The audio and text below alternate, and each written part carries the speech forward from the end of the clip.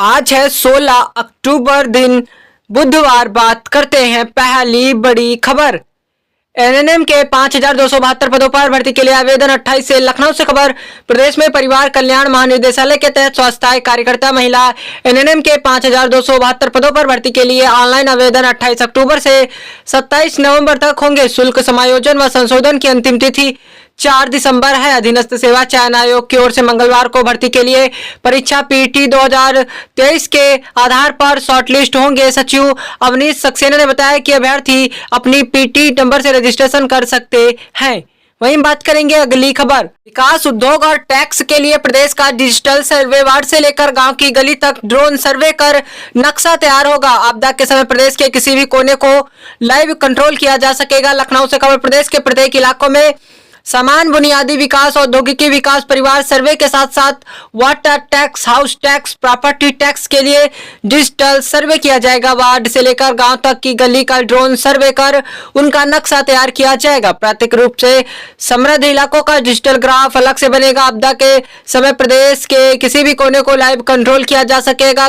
कहां जमीन खाली और कहां कब्जा, ये एक क्लिक पर मिल जाएगा। इसके लिए श्री टॉन इंडिया ने आवेदन मांगे हैं। 24 अक्टूबर को अंतिम मोहर लग जाएगी। इसी के साथ यूपी डिजिटल यूपी में तब्दील होने वाला देश का पहला राज्य होगा। ड्रोन से पूरे प्रदेश के एक इलाके की हाई रेजोल्यूशन इमेज के लेकर डिजिटल नक्शा बनाया जाएगा। वहीं बात करेंगे अगली खबर। लखनऊ और अयोध्या आ रहे विमानों में बम की धमकी। 5 अन्य विमानों में भी धमाके करने का सोशल मीडिया पर किया ऐलान। नई दिल्ली, लखनऊ, अयोध्या 7 विमानों में सोशल मीडिया पर पोस्ट के जरिए बम की धमकी दी गई। जांच में सभी धमकियां फर्जी साबित हुई। सुरक्षा एजेंसियों ने विभिन्न हवाई अड्डों पर सुरक्षा बढ़ा दी है। सऊदी अरब के दम्माम से लखनऊ आ रहे इंडिगो के विमान में बम की धमकी मिलने पर शाम 5 बजे जयपुर में आपात लैंडिंग कराई गई। उसमें 150 यात्री सवार थे। इसी तरह जयपुर से अयोध्या आ रहे एयर ऐसी ही धमकी के बाद दिल्ली से शिकागो जा रहे एयर इंडिया के विमान को मंगलवार को कनाडा के हवाई अड्डे पर उतारा गया। इसके अलावा दरभंगा से मुंबई की स्पाइसजेट की उड़ान, सिलीगुड़ी से बेंगलुरु की आकाशा एयर की उड़ान में बम की धमकी दी गई। एयरलाइंस एयर की अमृतसर, देहरादून, दिल्ली उड़ान, मदुरई से सिंगापुर एयर इंडिया एक्सप्रेस की उड़ानों के लिए भी धमकी मिली। वहीं बात करेंगे त्योहारों के मद्देनजर चलेगा विशेष सफाई अभियान। एसओपी जारी। लखनऊ से खबर। त्योहारों के मद्देनजर शहरों में मुकम्मल सफाई व्यवस्था के लिए नगर विकास विभाग ने मानक संचालन प्रक्रिया एसओपी जारी कर दी है। अपर निदेशक स्थानीय निकाय ऋतु सुहान की ओर से जारी एसओपी में सभी निकायों को दीपोत्सव, दीपावली, भाई दूज, देव दीपावली, छठ पूजा पर विशेष सफाई और प्रतिबंधित प्लास्टिक का इस्तेमाल रोकने के लिए अभियान चलाने के लिए निर्देश दिए गए हैं। साथ ही सभी निकायों को पूजा में प्रयोग होने वाली सामग्री को नदियों में प्रवाहित होने से रोकने के लिए पर्याप्त इंतजाम करने के निर्देश दिए गए हैं। अपर निदेशक ने कहा है कि शहरी निकाय सफाई, सुरक्षा, पेयजल उपलब्धता और मार्ग प्रकाश की व्यवस्था बेहतर रखने पर ध्यान केंद्रित करें। अधिकारियों को सड़कों पर पर्याप्त रोशनी सुनिश्चित करने के साथ स्ट्रीट लाइटों से कोई दुर्घटना न होने पाए, इसका भी ध्यान रखने को कहा गया है। उन्होंने अतिक्रमण के खिलाफ अभियान चलाने के भी निर्देश दिए। उन्होंने शहरी निकायों में सुबह बहराइच हिंसा के बाद शहर में हाई अलर्ट। सोशल मीडिया पर नजर। प्रयागराज से खबर। बहराइच में मूर्ति विसर्जन के दौरान हुई हिंसा के बाद हुए बवाल को देखते हुए प्रयागराज पुलिस ने भी हाई अलर्ट जारी कर दिया है। शहर के संवेदनशील इलाकों को चिन्हित कर पुलिस ने अतिरिक्त फोर्स तैनात कर दी है। साथ ही कोतवाली, शहादतगंज, खुल्लादाबाद, करेली समेत विभाग थाना क्षेत्र की पुलिस को सक्रिय किया गया है। निगरानी बराबर करते रहे। टीम के साथ रात में गश्त करने के साथ ही धार्मिक स्थलों के आसपास सुरक्षा के कड़े इंतजाम करें।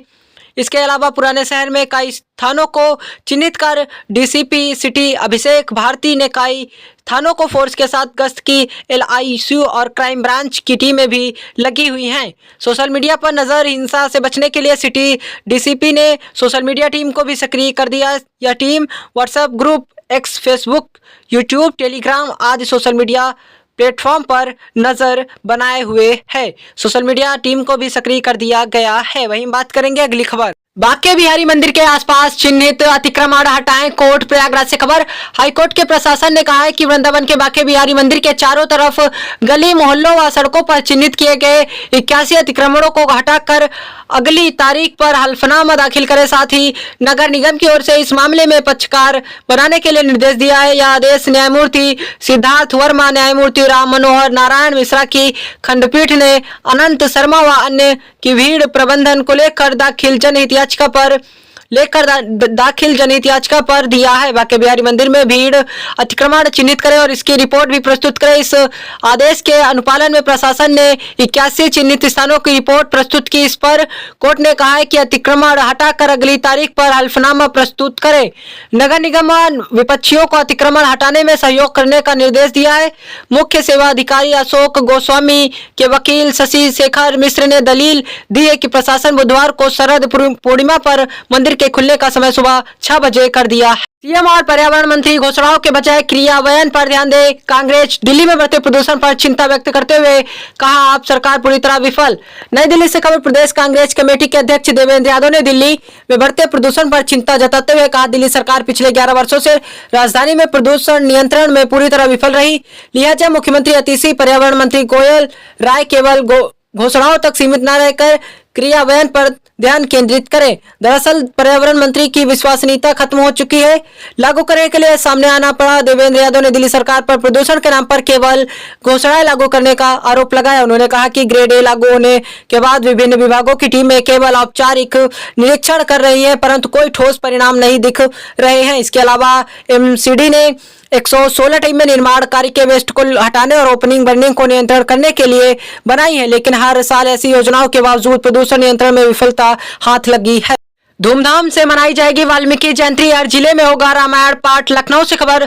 प्रदेश सरकार 17 अक्टूबर को वाल्मीकि जयंती धूमधाम से मनाएगी। महर्षि वाल्मीकि की तपोस्थली चित्रकूट में वृहद कार्यक्रम होंगे। 17 अक्टूबर को सभी जिलों में महर्षि वाल्मीकि से संबंधित स्थलों, मंदिरों आदि पर दीपदान के साथ साथ रामायण पाठ कराए जाएंगे।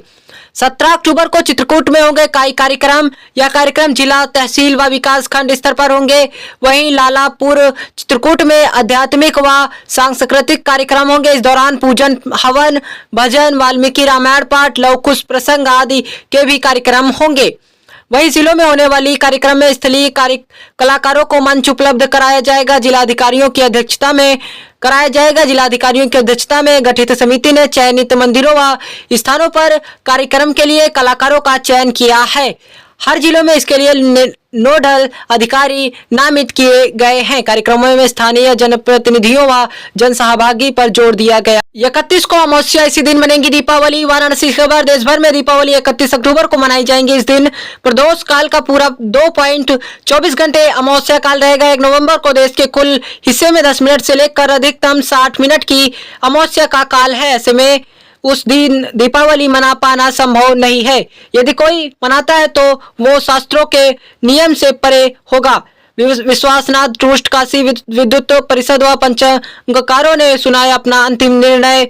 बीएचयू ने संस्कृत विद्या धर्म ट्रस्ट, काशी विद्युत परिषद व पंचांगकारों का कहना है कि धर्म संघ रूप से दीपावली 31 अक्टूबर को ही होगी। मंगलवार को बीएचयू के संस्कृत विद्या धर्म विज्ञान संकाय में पत्रकारों से बातचीत में उन्होंने कहा कि 1 नवंबर को लेकर जो संदेह था अब खत्म हो गया है। इस साल पंचांगों में अमावस्या 31 अक्टूबर को पूर्ण प्रदोष काल में है, जबकि 1 नवंबर को अमावस्या प्रदोष काल के कुछ भाग में ही मिल रही है।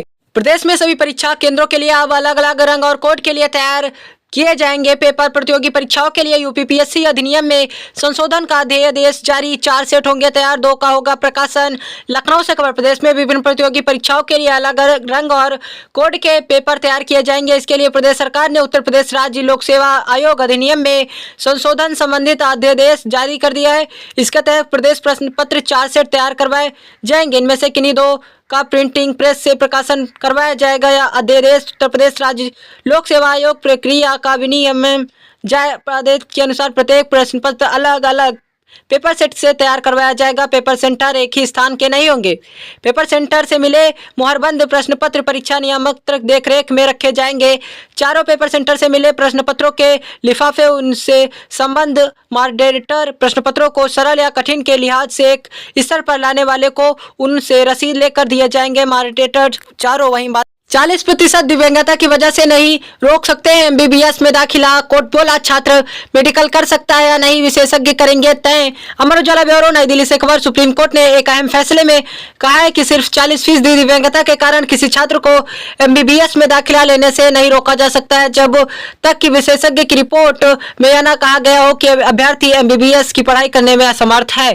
अभ्यर्थी एमबीबीएस की पढ़ाई करने में असमर्थ है। जस्टिस बीआर गवाई, जस्टिस अरविंद कुमार और जस्टिस केवी विश्वनाथन की पीठ ने अपने 18 सितंबर के आदेश के लिए विस्तृत कारण बताया, जहां मेडिकल कॉलेज मेडिकल बोर्ड की राय के बाद छात्र को एमबीबीएस पाठ्यक्रम में प्रवेश लेने की अनुमति दी गई थी। पहुंचता है कि दिव्यांगता होने की वजह से छात्र पढ़ाई पूरी करने में असमर्थ है, तभी उसे दाखिले से इनकार किया जा सकता है। उत्तर प्रदेश की रोजाना की खबरों से अप टू डेट रहने के लिए यूपी न्यूज अपडेट चैनल को सब्सक्राइब करें और वीडियो को लाइक शेयर जरूर करें। घंटी का बटन दबाना बिल्कुल भी न भूलें। अपने जिले का नाम कमेंट बॉक्स में जरूर लिखें।